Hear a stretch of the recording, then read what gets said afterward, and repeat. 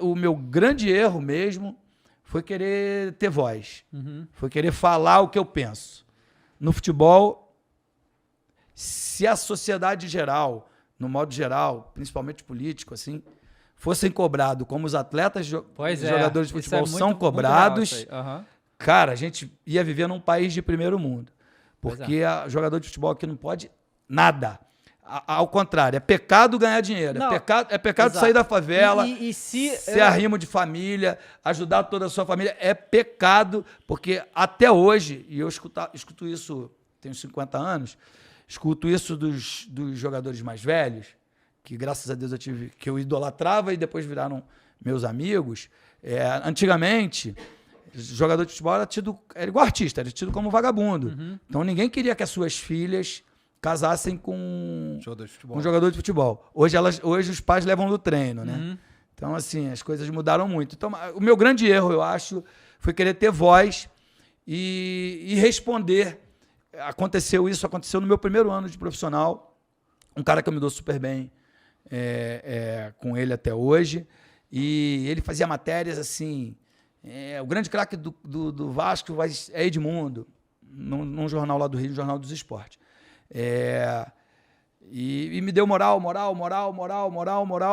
Quando eu subi profissional, se constatou tudo que ele falou, né? Até posso falar o nome dele, Flávio Dias, um cara que eu adoro.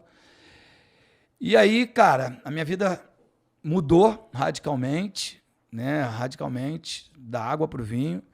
E aí ele falou que eu mudei com ele. E aí ele começou a fazer matéria negativa. E eu fiquei puto. Falei, porra, tu não era meu amigo? Ele falou, mas você também me atendia. Então, entende mais ou menos o contexto geral. E aí quando você começa a bater de frente, hoje que eu trabalho com comunicação, trabalho na televisão, faço rádio também, hoje eu entendo.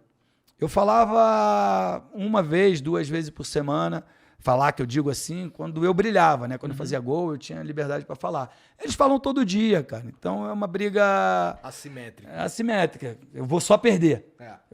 Se ele vai dizer todo dia que eu sou feio, todo dia que eu sou feio, todo dia que eu sou feio. Tu é feio.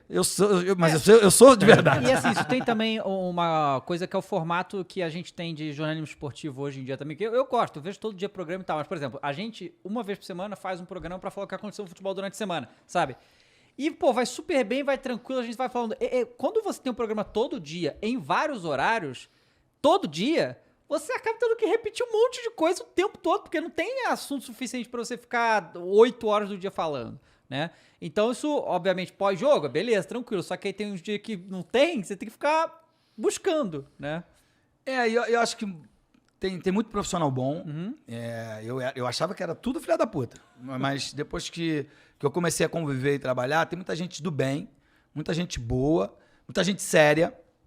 E, como todas as profissões do mundo, tem aqueles que não prestam. Mas a grande verdade é que tem muita frase pronta. O time perdeu domingo. O time não é unido. Isso não é real. Ganhou, é unido. Jogador tá bem pra caramba, o rendimento dele cai. Tá na noite. Também não é verdade. Também não é verdade. Jogador tá jogando pra caramba. Pô, esse aí tá se cuidando. Também não é verdade. Então tem umas frases prontas que elas são usadas em momentos do resultado, em função do resultado. Que é uma coisa assim que eu, nesses quase 13 anos que eu trabalho na imprensa, eu tento mudar na cabeça dos caras. Outra coisa, a relação com um diretor de futebol. Ele não vai te falar a verdade do que está acontecendo lá, ele vai falar o que te interessa. Então, depois, eu até deletei, não discuto mais isso. Por quê? A minha função é de comentarista. Eu só comento. Você me dá a notícia, eu comento. O noticiário é do jornalista. É daquele cara que estudou e que vai atrás das fontes, atrás das notícias, que é quem trabalha no rádio, no jornal, no blog, nesses meios de comunicação. Hoje, Twitter é uma ferramenta muito, muito usada. Então, esse cara ele vai atrás da notícia. Eu não, eu apenas comento ela. Chego lá, tem um apresentador que fala, o que você achou disso? eu comento. Então, não preciso ir atrás da notícia. E para tu também gera menos problema, né? Muito menos, muito menos. E eu não crio vínculo com um dirigente, com um técnico. Tem técnico, eu já vi, sentado na mesa comigo, já vi as mensagens chegar e dar aquela olhadinha, e o cara dizendo, o fulano está sendo pretendido pelo Flamengo para que ele fosse contratado pelo Palmeiras. Vi recentemente um dos técnicos mais renomados aí do futebol brasileiro. Então, o jornalista ele é muito usado sem querer, de maldade da pessoa do outro lado. E ele se deixa levar em função da notícia.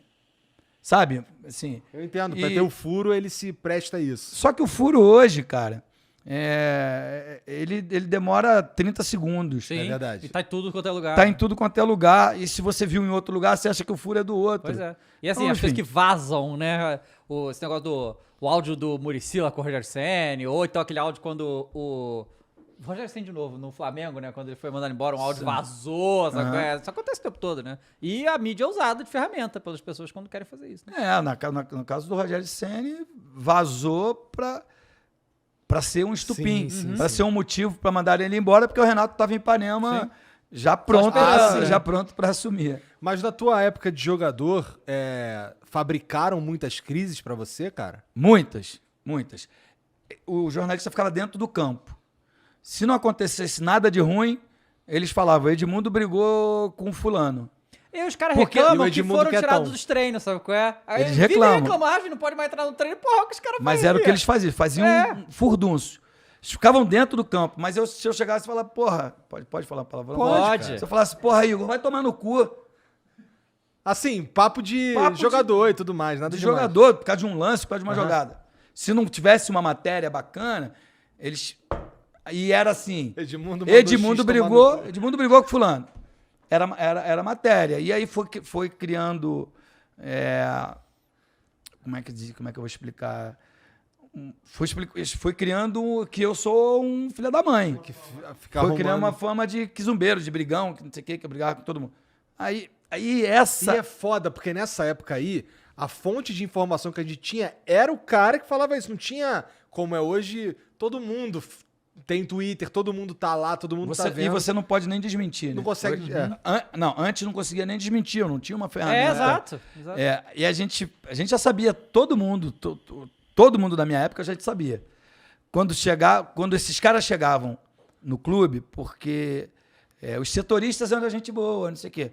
Aí vinha alguém para cobrir aquele setorista que era do jornal que saía sangue, né? Não por questão de morte, mas por questão de notícia ruim. E aí a gente já sabia, se policiava, mas mesmo assim... Geralmente esses caras iam no momento de crise.